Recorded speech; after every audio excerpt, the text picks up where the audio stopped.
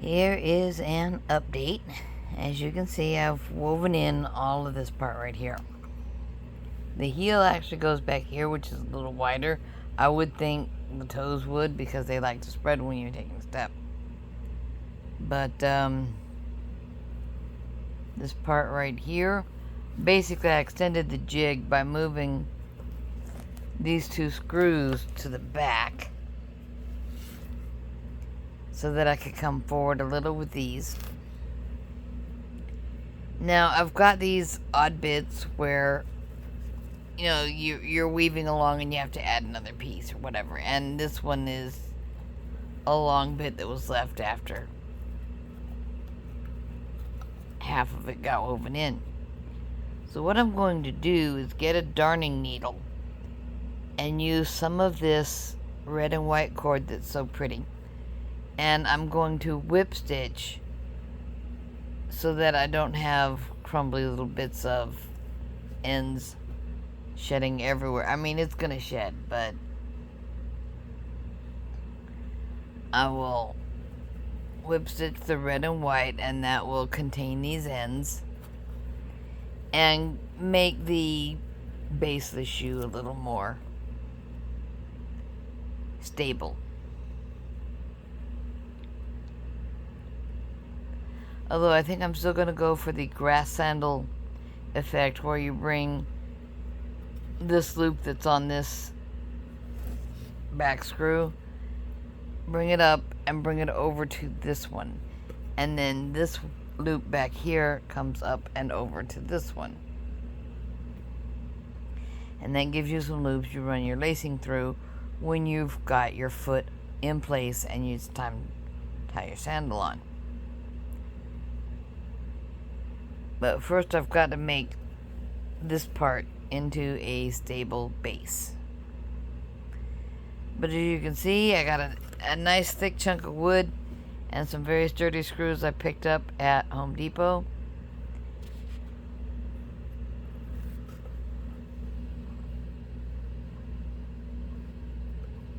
Put that back a little snugger there. Yeah. And this is the design of it. You've got 4 screws at one end and 4 at the other, although right now I have 2 of them underneath. You want the length of your foot to fit on the woven area, so you should be able to mark that before you start weaving. And then you've got these 2 screws, these 2, and these 2, and you want a width that will allow you to cup the heel a bit, because otherwise that's where you're going to slide right out of it. And your string comes from this corner up to this corner and across before you start. Well, you come up. I'm just going to have to show the first picture I posted should show how the base string went on. And then weaving is just up and down, over one, under the next, over, around, and then just keep going. But I definitely need to get that darning needle out. A darning needle generally has a large eye and will accept a string, often as big as this, because you can use it to fix something that's knitted. You can use it to fix upholstery. I might even wind up using an upholstery needle, although those are mostly curved and I don't like them as much. But my next update on these should be after I've got the base, the foot base, whip stitched and off of the board.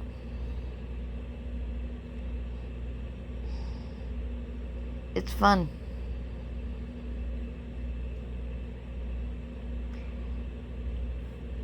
And seriously, you should be able to do it with paracord, sash cord. Although I'm trying to use natural fiber.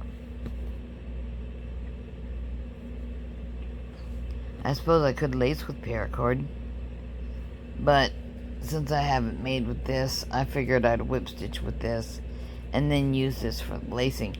I mean, if you look at that first photo, you can see where these outside corners, that's obviously meant to be the lacing.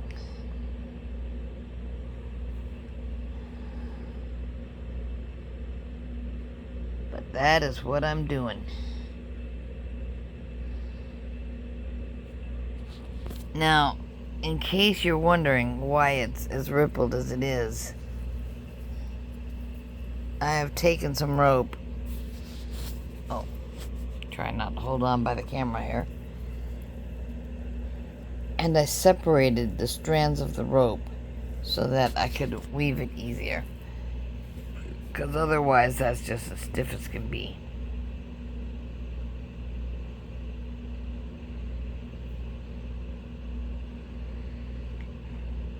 And it also means I didn't actually use very much to make this part. And I will be showing more how I did it, I guess, on the second one, because it is going to take two to make a pair of shoes. That was what I got for you today.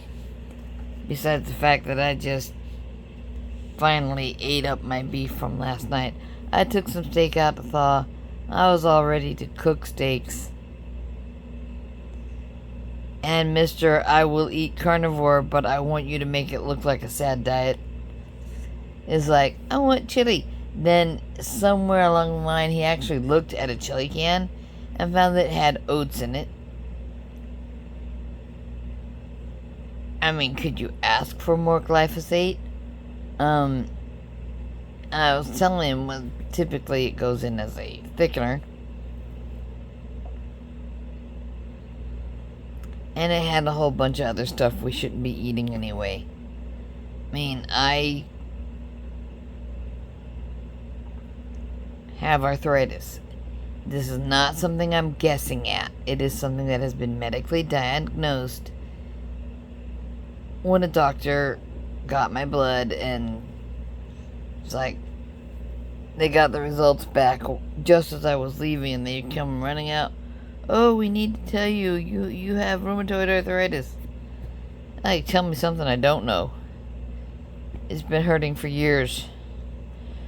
But,